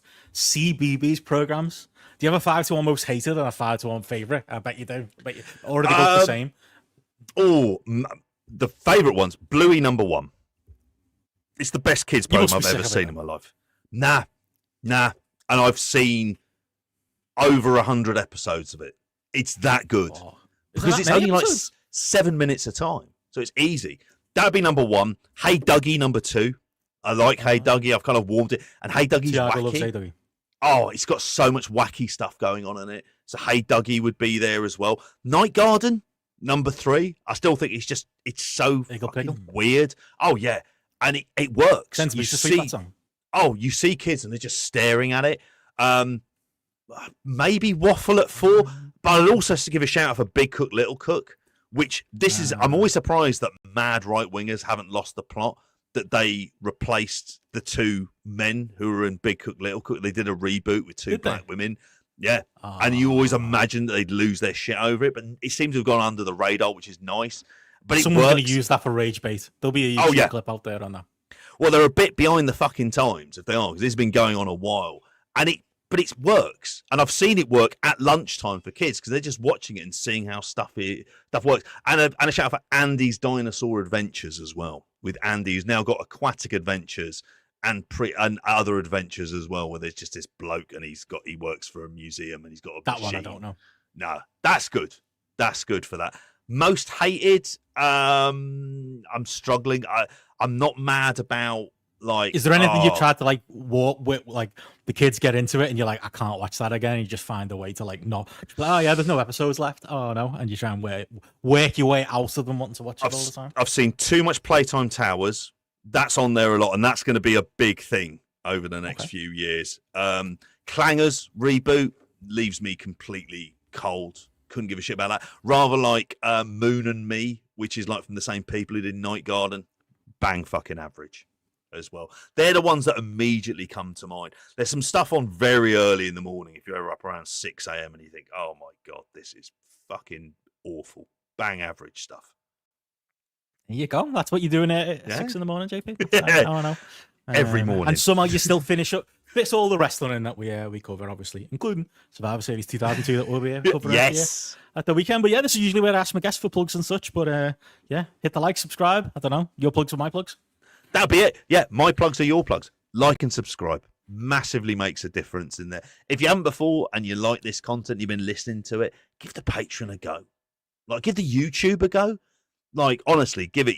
I like to think the back catalogue alone, you will honestly get your money's worth. There we are. There's me giving it the hard sell. So patreon.com/grapple, youtube.com/@grapple.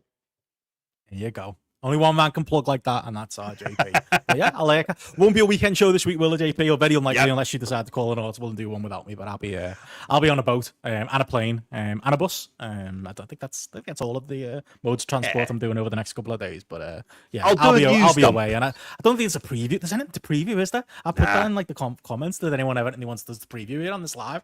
It's not going on this weekend, but most of the weekends this month, which I'll get into in a minute, are fucking busy. So we'll enjoy the weekend off. I think. I would say Rev Pro at Portchester Hall, where they've moved the live shows, what were the 229 shows, and they've gone to the new hall. I think that's this weekend. I give a shout out to that. It looks like a great hall. I'd be interested to see what it's like as a venue and how well they do. So, yeah, have a watch of that if nothing else. Brilliant stuff. Well, yeah, good chatting to you as always, mate. Good chatting to you, mate. See you in 10 minutes. No. Yeah. I'll see you all later on. See you later. Cheers, mate. Everyone say goodbye to JP. See you later. Perfect. And yeah, we went a bit long there, so I won't stick around too long. But does anybody have any more questions for me? In the air? Do you want to ask about what's coming up grapple-wise, as JP said there? We've got a fucking busy calendar coming up. I haven't started the homework yet on Survivor Series 2002, but I'll get there. I'm going to have a look. What even is the card for Survivor Series 2002? I had it here to go through with JP. Is this one that people... I don't fully understand Matty's pick of it. I don't know if he's got nostalgia for it. I don't know whether it's just... Like he said, he wanted to do a flashback to make our lives a bit easier or what. But yeah, I don't know. I've got a weird nostalgia for 2002 WWE because I used to play EWR a lot and go to WWE roster in 2002. But there is Survivor Series 2002. What's even on it? Rob Van Dam's on the cover of it. Don't remember that. Fuck me. Okay, there's a lot of background, a lot of lore to this show according to the Wikipedia. What are we going to be covering? Yeah, there we go. So what are we doing? Un-Americans versus Goldust and Hurricane is a dark match. Jeff Hardy and the Dudley Boys versus 3-minute warning and Rico. All right, so I could be into that. Billy Kidman, Jamie Noble. All right, I could be into that. Undercard, cruiserweight title match. Victoria versus Trish Stratus in a hardcore match for the WWE Women's Championship. That could either be great or terrible. 7 minutes probably tells me it's not going to be great. Oh, speaking of Big Show, we were talking about before with the death match. Big Show versus Brock Lesnar. The WWE title. 4 minutes. Okay, I presume the is that the one where Heyman turns? I'm going to assume that's the one where Heyman turns and the shenanigans and Brock and Heyman went together as long as our memories would tell us back then. Los Guerreros, Eddie and Chavo against Edge and Rey Mysterio and Kurt Angle and Chris Benoit. Problematic wrestler in there I'm not necessarily looking forward to talking about, but yeah, Also, Chris Benoit's in there, but there we go. We'll talk about that. Shawn Michaels beats Triple H in the Triple H, Chris Jericho, Kane, Booker T, and Rob Van Dam in the first Elimination Chamber match. That one I'm interested in going back and watching because I think, like, one, it's going to be funny to look at Brown Pants Shawn, and then two, like, I believe the match is different. I believe the Elimination Chamber is different. That's my memory of it. The cage is different. I think the way they bump on it is different because Rob Van Dam had everybody bumping on the chain link on the outside, didn't he? And was Potato and everybody. Maybe that's why he's on the cover. So maybe I'm half looking forward to that. There we go. What's everyone saying there? So Fair saying Trish versus Victoria was very good for the time. All right then, for 7 minutes. I'll take that. Platt backs that up. Chris Elliott saying it's a relatively easy watch if he remembers rightly. Okay, there we go. That's not too bad, though. Oh, yeah. Van Damme almost kills Paul. I do remember that. There's a couple of... Because that's the thing. The cage is not fully... Like I say, it's not fully designed yet.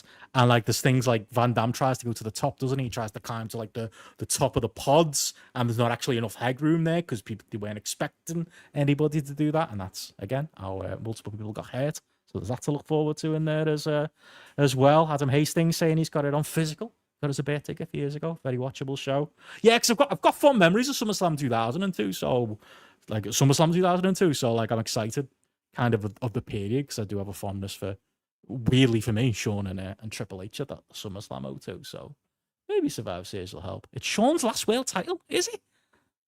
I guess that's right. Yeah, that sounds right. Decent watch, Platt says there in the chat as well. What time will it be on Sunday? I'm not sure. There's not much going on. There's no football, but because I'm going to be in Koh Samui visiting my mum and my stepdad are on holiday basically over here, so it's going to depend on me. I think it's all I can say is either going to be very early or it's going to be very late. So I can do it after everybody's gone to bed. But I'll figure it out. Yeah, Crystal Clare saying there in the chat, it's when Paul Heyman turned on Brock Lesnar. Yeah, that is right. Adam Hastings saying he remembers reading on one of the WWE books that they screwed up the order of releasing people from the pods, and they work around that too.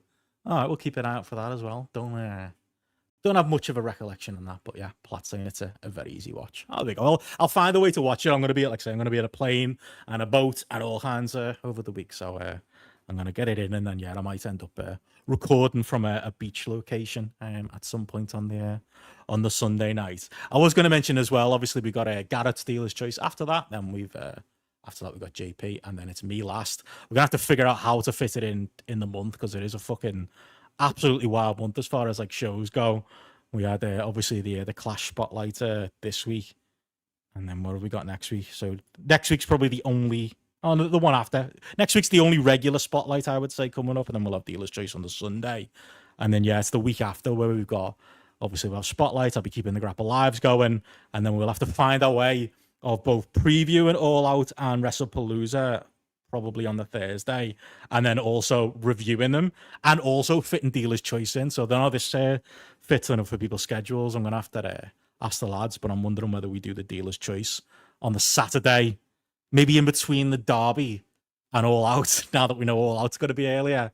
And then, we do, and then All Out, and then we can do maybe the spotlight on the Sunday and review everything then. Maybe that would make the most sense. We've also got the GRAPPL Live that we could maybe use for that as well. Maybe me and Matty can talk the WWE shows in the week after. What is everyone's plans for that night? Is everyone going to try and stay up and watch both shows? Would you enjoy a GRAPPL pre-show of All Out where we do JP's Dealer's Choice on the same night? Maybe that could all tie in together, and we could make it a full 24-hour marathon for everybody once you include the footy as well. And then the weekend after as well, I believe Gareth and Matty are away, so we're going to try and do Dealer's Choice on that Tuesday, and I'm hopefully going to get Steph for the GRAPPL Live finale as well. But I won't go any further down the spreadsheet because I'll be giving away little ideas we've got for shows coming up. Also maybe a Wednesday spotlight to kick off October with that title Tuesday coming up that we'll have to cover too. Another AEW versus WWE night. Never makes sense to do a spotlight head to head. A spotlight on the night of big shows coming up. So if we save that for the Wednesday, then we can review them in full. Platt saying here, he's going to be working, so he's going to stay up for AEW and catch WWE the next day. I think that's what a lot of people are going to be doing. That's my worry about doing Dealer's Choice on the Sunday.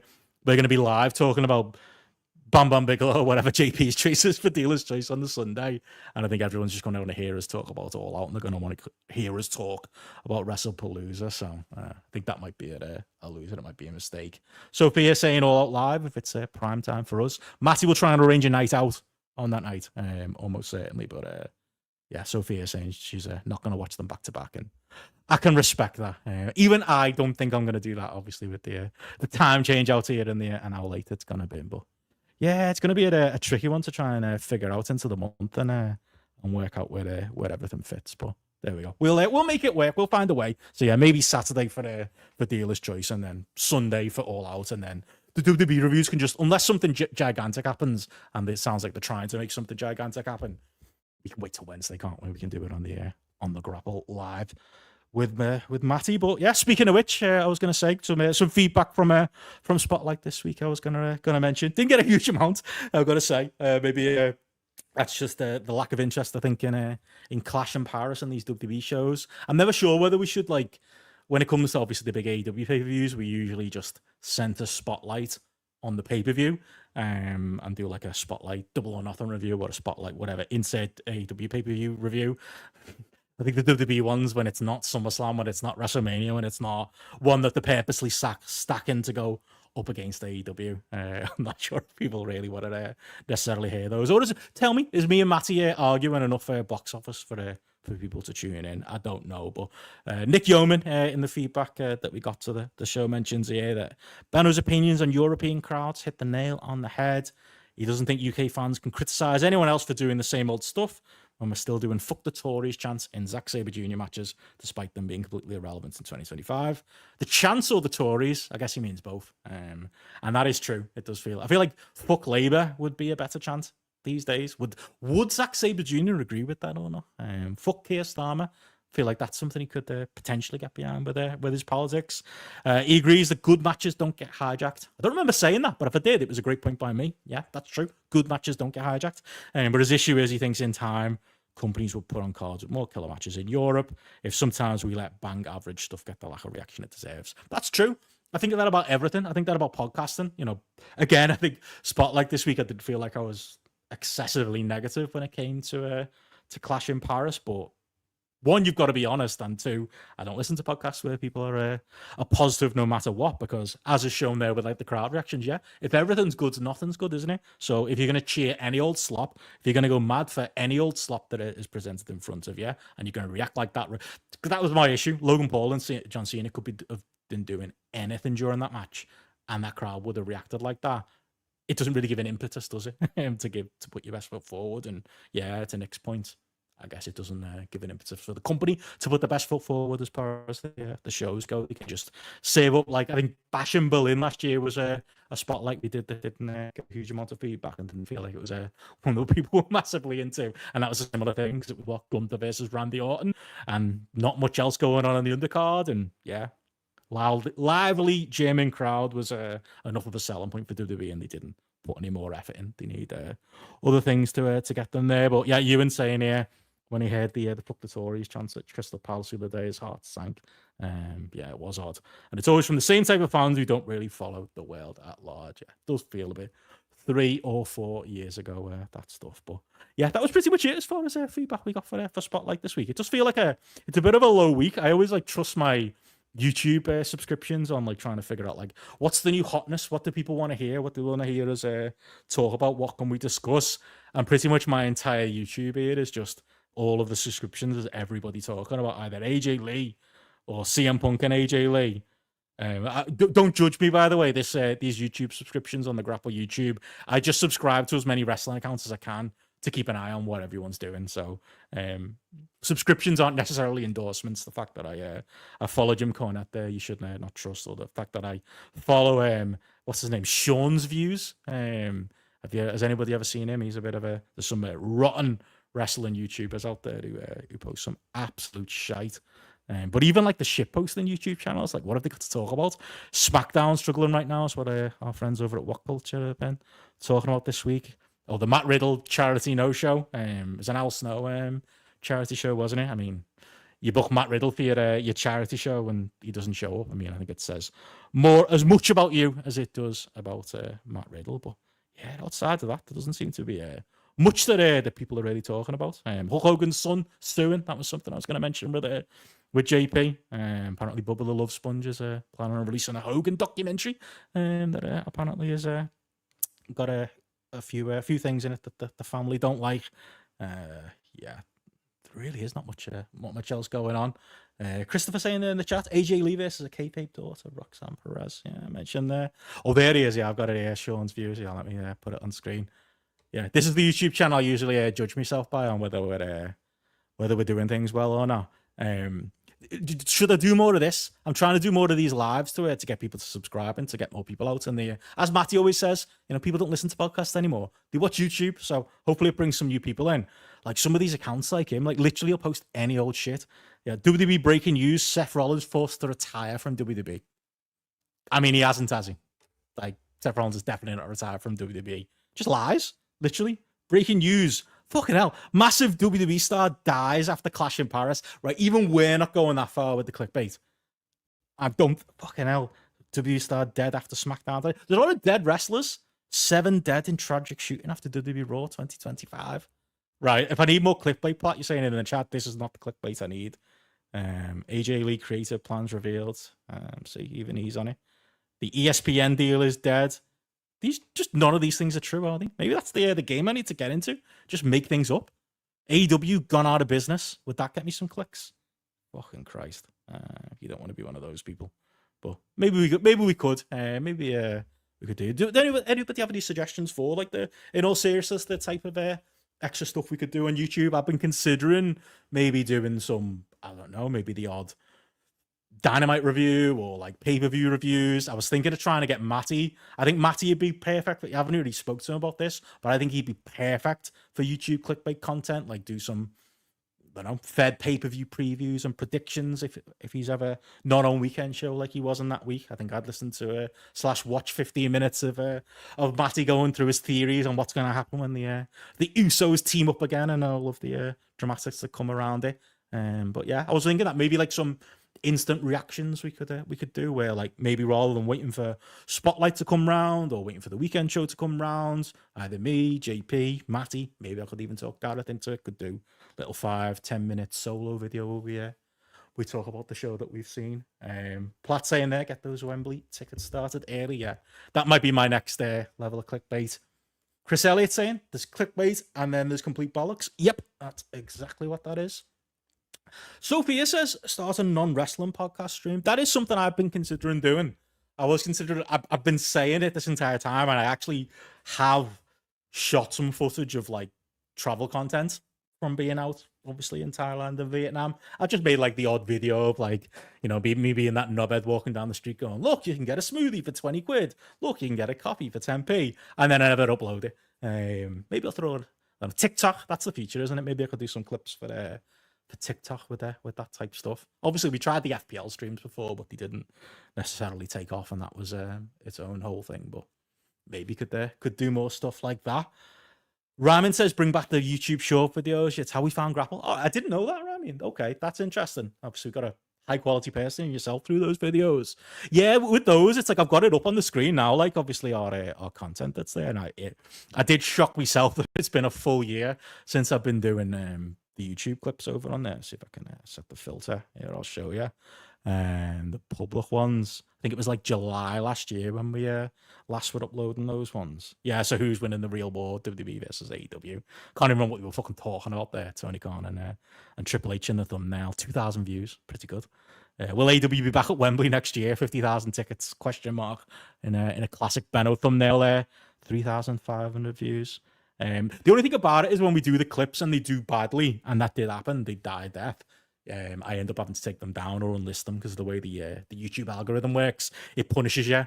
Like I've said that before to JP or back when I talk to Matty about stuff. We can experiment on the YouTube, but if something bombs, you actually you always get punished for that. So like if it shows your video to say 3,000 people watch that who is winning the real wrestling war thing between AEW and WWE. If those 3,000 people then don't click your next video when it's shown to them on the homepage, it'll show you to even less people next time, and then it goes down. So we do about 300 odd for like a spotlight just on YouTube, obviously.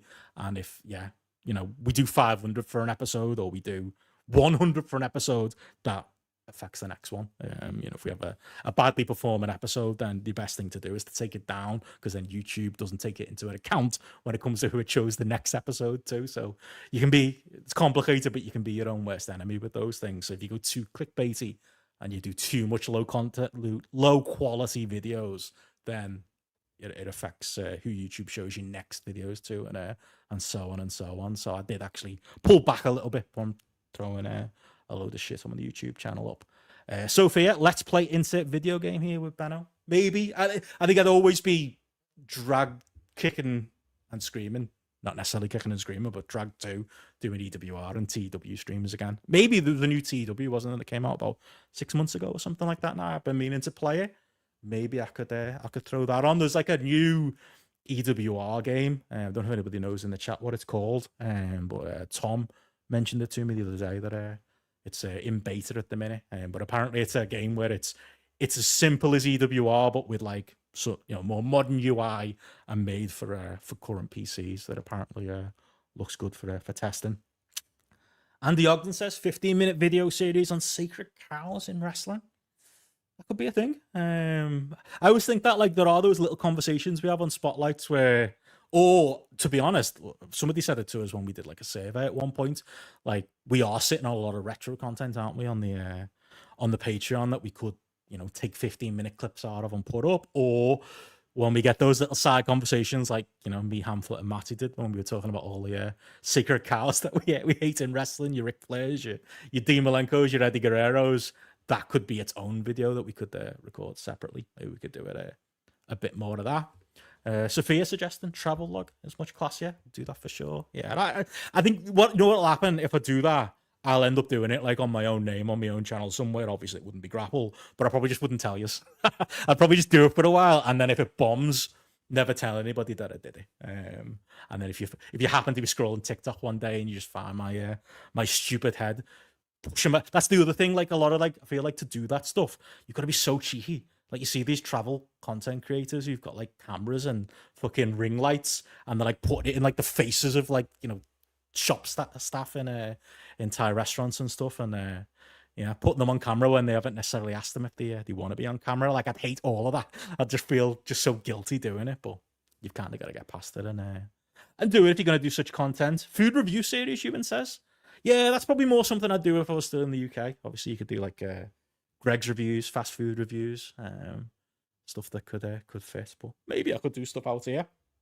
Chris Elliott says, was insert name here actually good? Sounds like GRAPPL content. Yeah, that's the type of thing I could imagine the What Culture lads doing. They're doing a lot of short form videos these days. They're doing some fun stuff like that. We could maybe get there. Platt says short videos on single classic matches of whoever is popular that week/month. Like a shorter retro. Yeah, we maybe don't take advantage enough of, like, when something we try. Like, obviously AJ's name was in the news, AJ Styles, and maybe we'll do the same thing with AJ Lee with the TNA return. So we called an audible and we did the AJ Styles deep cut.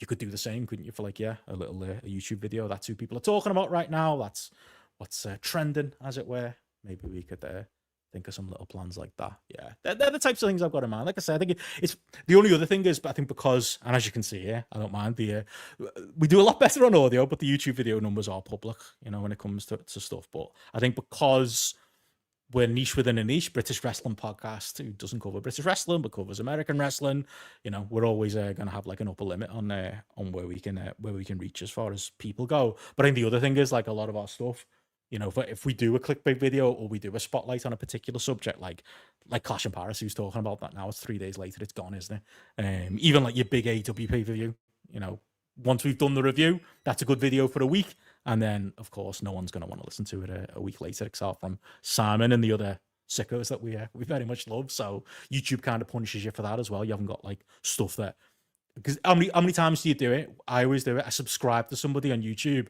and the first thing you do is you like one of their videos, you binge the rest of it, don't you? And you end up sitting there and you're watching videos they did 3 years ago on similar subjects, and kind of ending up like deep in that wormhole.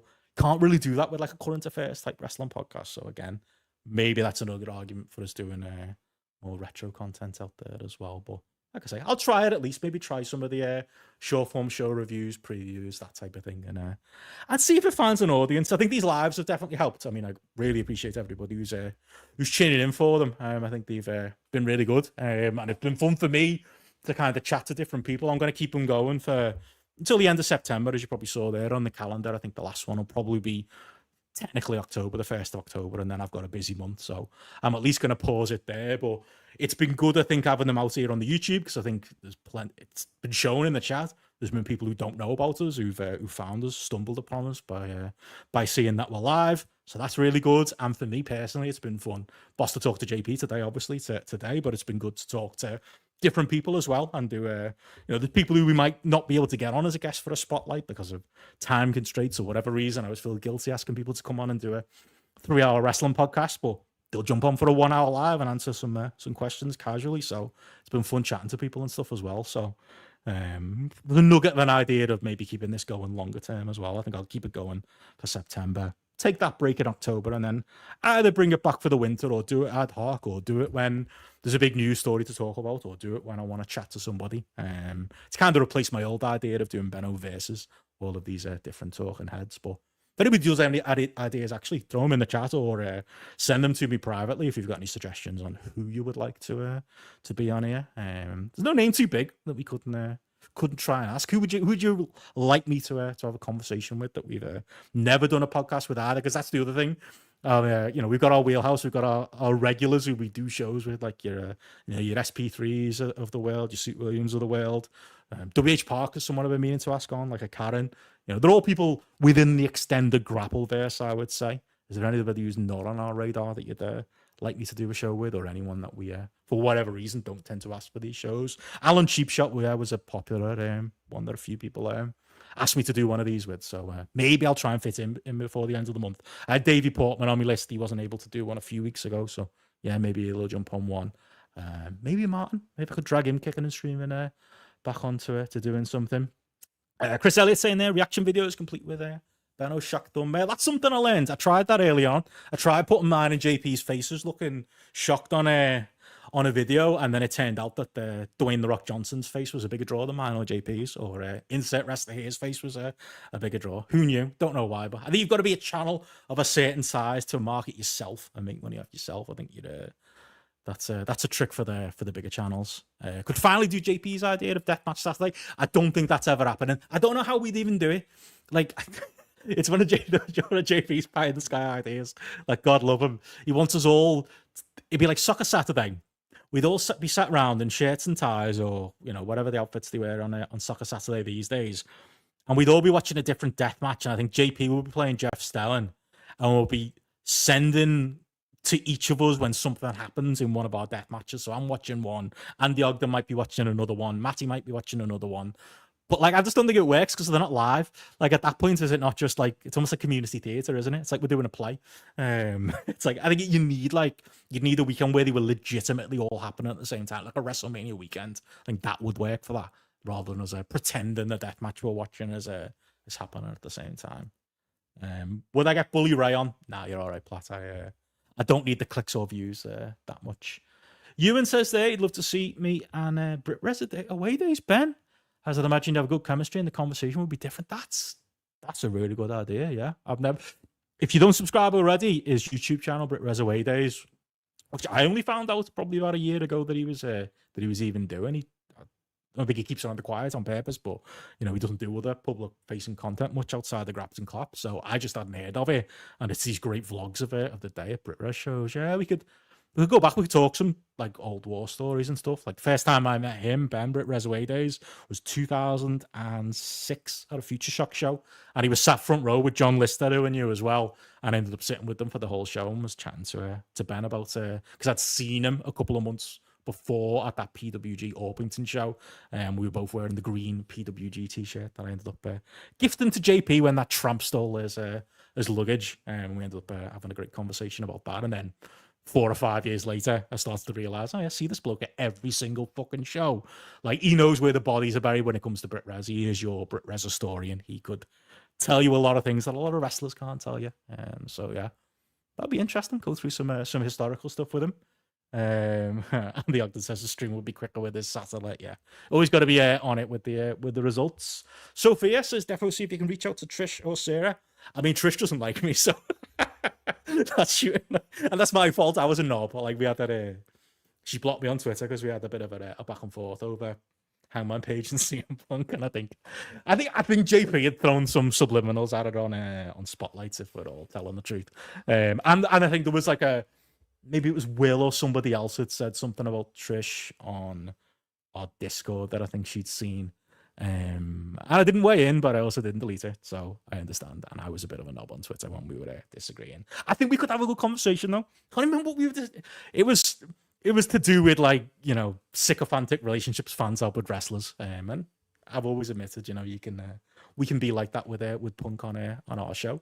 And I was kind of half making the point that, you know, on the other side, people can be like that with Hangman Page, but I didn't use my words very well, so I do regret that. But it's a great podcast, so check it out. And hopefully maybe the war will end one day. That would be good. Me and Kieran from the FWA pod would be good as well. Yeah, I was talking to Kieran the other day. He was the one who was giving me some tips on my microphone. Always a good man for stuff like that. But yeah, we could have a more wide-ranging chat, could we? On non-Brit Res matters, on non-FWA matters. Maybe that would be fun as well. Don't know. Keep a couple of these ideas in the locker, like I said to it. I've said it now out loud to JP. 24-hour charity stream. That's ruminating. Maybe we could bring Martin back for one of them and get all these people involved, or get them involved in lives or something. I don't know. But yeah, if anyone's got any other ideas, do let me know. Always open-minded. Even to people we fell out with in the past as well, and we'll give it some consideration. But yeah, unless there's anything else, we'll call an end to the stream there. But yeah, like I say, we will record for patrons and YouTube members. If you don't know about that, patreon.com/grapple, youtube.com/@grapple, and we can subscribe for the low price of 99p. We're doing dealer's choice this month, which means of me and the other 4 normal Grapple co-hosts, we all get to pick a show we'll review this month, and nobody can refuse it, as Matty has proven this week by picking Survivor Series 2002, and JP will pick by making us all do our homework on something this month. I've got to rethink mine. I had a really big idea for the last week of the month, and now I'm not sure if I'm going to do it or not. It might be something a little bit more straightforward, but it's always the best month to join us, and always, I think, our 4 of our best shows of the year are usually during Dealer's Choice month, so I don't imagine that's going to change. So yeah, obviously subscribe for that, as well as obviously live spotlights if you enjoy these lives, and live weekend shows as well, with all of the big shows coming up with All Out and WrestlePalooza and other such stuff as well. But yeah, outside of that, trying to think, is there anything else to plug? No, that's it. The lives, and obviously the content from the last month as well. Do check that out. But there we go. Thank you, folks, for tuning in. Thank you for another live. Don't know who my guest will be next week. I'll be in Koh Samui until about Wednesday, but probably be a Thursday live next week. But until then, like I say, check out the rest of our audio. Get your Survivor Series homework in, and I will catch you all again on the next one. Good night, all.